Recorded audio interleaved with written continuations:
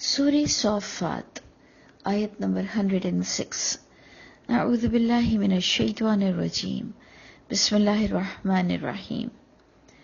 ہم ابراہیم علیہ السلام کا قصہ پڑھ رہے تھے کہ کس طرح اللہ نے انہیں آزمایا، کئی جگہ آزمایا، جو کہ سورہ بقرہ میں بھی ملتا ہے، اور وہ اپنے ٹیسٹ میں ہر وقت کامیاب ہوئے. اللہ نے انہیں لیڈرشپ سے نوازا. یہاں بھی باقاعدہ انہیں جو آرڈرز ہو رہے تھے انہوں نے اسے پورا کیا، بیٹے سے بھی رائے لی، اور جب وہ بالکل انتہا تک پہنچ چکے، اس کام کو بس کر جانے کو تھے، تو اللہ نے ان کو سمجھے کوالیفائی کر دیا اور انہیں خوش کر دیا، اور انہیں وہ اتنی بڑی قربانی پر وہ جو تکالیف آتی ہیں وہ آئی نہیں. اٹھنے پر اللہ نے اتنا کرم کر دیا. اس لیے جب ہم اللہ کی راہ میں اٹھیں گے تو انشاءاللہ ہم پر رحمتیں ضرور برسیں گی. تو جب ہم آیت نمبر 106 میں بھی اسی بات کو، اسی قصے کو جب ہم کنٹینیو کرتے ہیں کہ ان ھذا لہو البلاء المبین، کہ بے شک یہ ابراہیم علیہ السلام کو البتہ بڑی کھلی آزمائش سے اللہ نے انہیں آزمایا، انہیں ٹیسٹ کیا. وَفَدَيْنَاهُ بِذِبْحٍ عَظِيمٍ.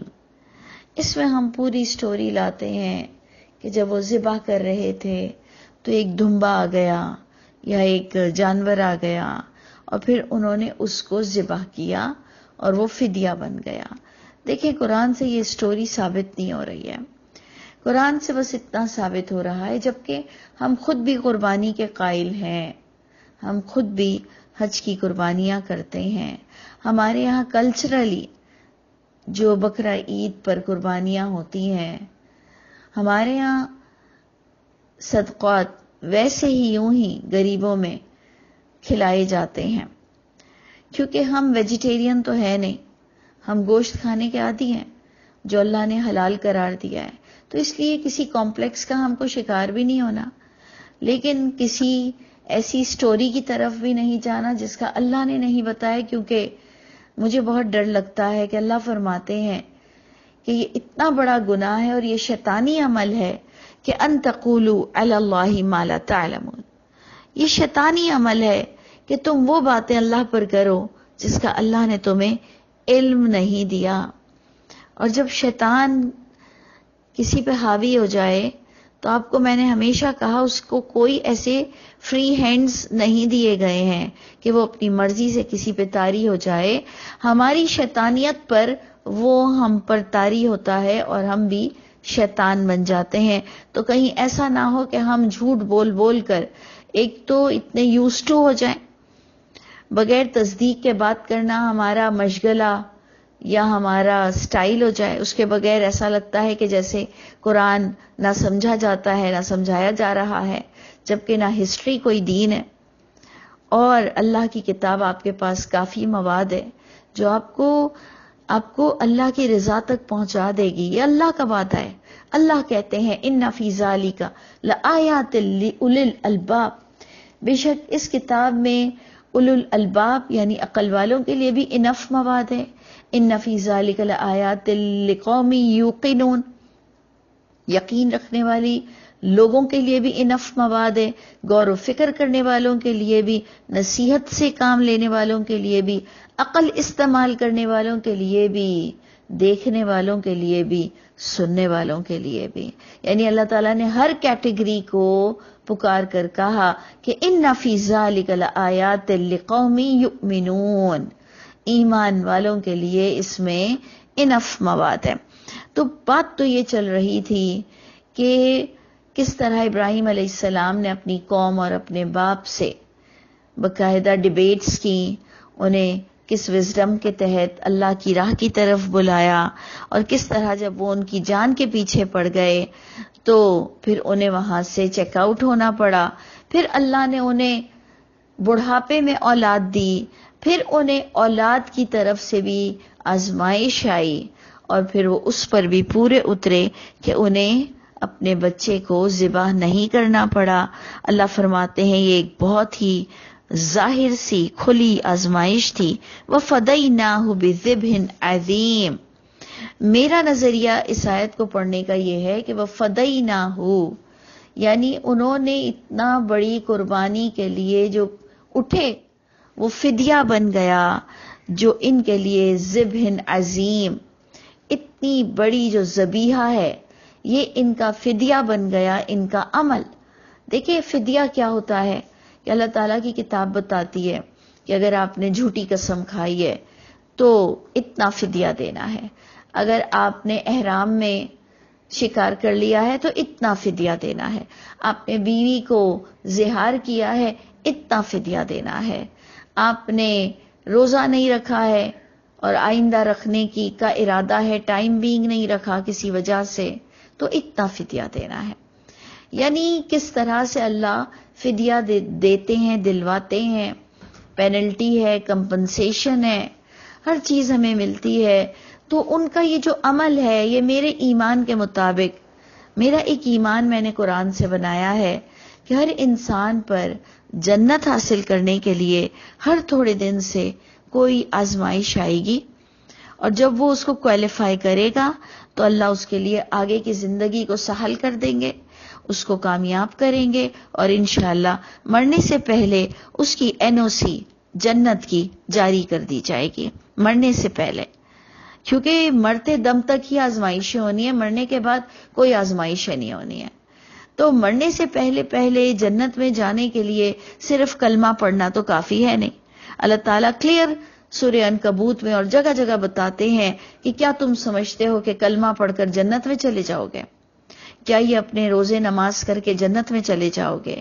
تمہارے ذمے جو کام دیے گئے ہیں روزے نماز کے علاوہ، کلمے کے علاوہ، اللہ فرماتے ہیں ادخلوا فی السلم کافہ، اسلام میں تم کو پورے داخل ہونا ہے، اور اسلام جو کہ قرآن میں فقط اللہ کی اس الہامی کتاب میں موجود ہے جو کہ وحی ہے۔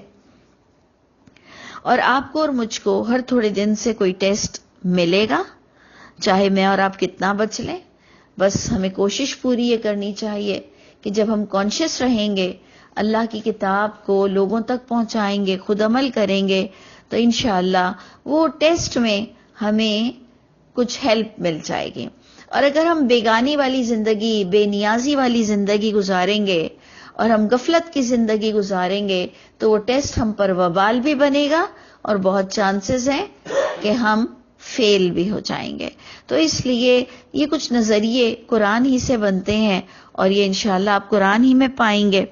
تو اللہ نے ان کو اتنے بڑے عمل سے، وہ ان کی جو ذبیحہ تھی جو ان کو کرنی نہیں پڑی، یہ ان کے لیے فدیہ بنا آگے والی زندگی میں۔ اور اللہ فرماتے ہیں وَتَرَكْنَا عَلَيْهِ فِي الْآخِرِينَ، اور چھوڑا ہم نے اس ابراہیم علیہ السلام کا ذکر پچھلی نسلوں میں بھی موجود ہے، جو کہ آج آپ کے سامنے قرآن میں موجود ہے، جس کا سب سے بہترین ورڈ جو مجھے لگتا ہے کہ ابراہیم علیہ السلام کو اللہ نے ویسے بھی بڑی خوبصورت کلمات سے نوازا، لیکن جو میرے نزدیک بیسٹ سٹیٹمنٹ ہے کہ اللہ فرماتے ہیں وَمَا كَانَ مِنَ الْمُشْرِكِينَ، ابراہیم علیہ السلام شرک کرنے والوں میں سے نہیں تھے، جس کے لیے میری بھی دعا ہے اللہ سے، اللہ میرے اعمال نامے پر بھی یہی لکھا ہو میں شرک نہیں کرتی تھی۔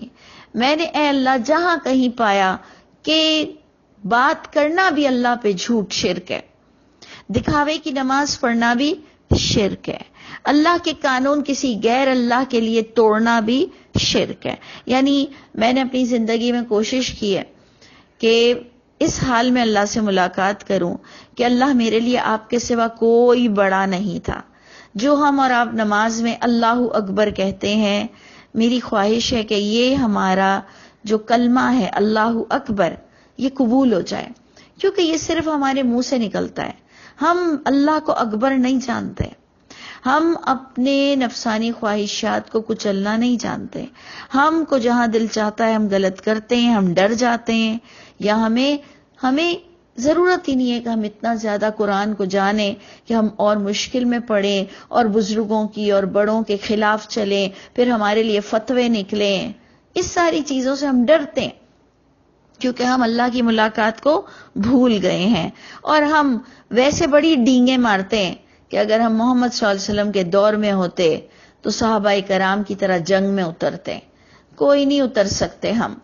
ہم جب حق نہیں بول سکتے، ہم جب بڑی بڑی حدیثیں جو لوگوں کے نزدیک بڑی مستند ہیں اور جو کہ قرآن سے کانٹرڈکٹ کرتی ہیں، ہم میں تو ہمت نہیں کہ اس کے بارے میں بھی بات کر سکیں، کہ اس کو ہم کہہ سکیں کہ تم قرآن سے دیکھ لو کہ جس کو تم مستند کہتے ہو وہ کتنا کانٹرڈکٹ کرتا ہے. جب ایک انسان حق ہی نہیں بول سکتا تو کیا رسول اللہ کے دور میں وہ ساتھ دیتا؟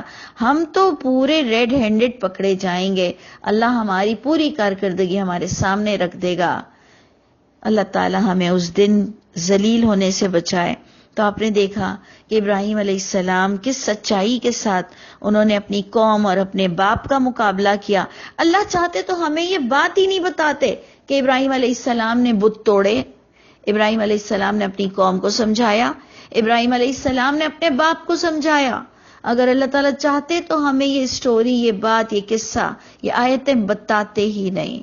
ہمیں پتہ ہی نہیں چلتا کہ ایسا بھی ہوا ہے کہ کسی نبی سے کوئی غلطی بھی ہوئی جو آگے یونس علیہ السلام کے بارے میں بتایا جائے گا. ہمیں بتایا ہی نہیں جاتا سورہ تحریم میں کہ رسول اللہ صلی اللہ علیہ وسلم نے اپنی بیویوں کی رضا کے لیے کچھ ایسا کام کیا کہ اللہ نے فرمایا کہ تم اپنی قسم کو حلال کرو، یعنی توڑ دو. جو اللہ نے حلال کیا ہے وہ آپ حرام نہیں کر سکتے. اللہ چاہتے تو ہمیں آدم علیہ السلام کی بات بالکل نہ بتاتے کہ انہوں نے پھل کھا لیا تھا اور اللہ کی نافرمانی ان سے ہو گئی. یہ بات بتانے کا صرف مقصد یہ تھا کہ اللہ تعالیٰ اپنے نبیوں کو بھی پکڑ لیتے ہیں، اور نبیوں پر بھی سپریم اتھارٹی اللہ کی ذات ہے. اور انبیاء کرام کس طرح سے اپنے بڑوں سے الجھتے تھے، اپنے بڑوں کو سمجھاتے تھے، اپنے بڑوں کو کس طرح سے لا الہ الا اللہ کی تلقین کرتے تھے.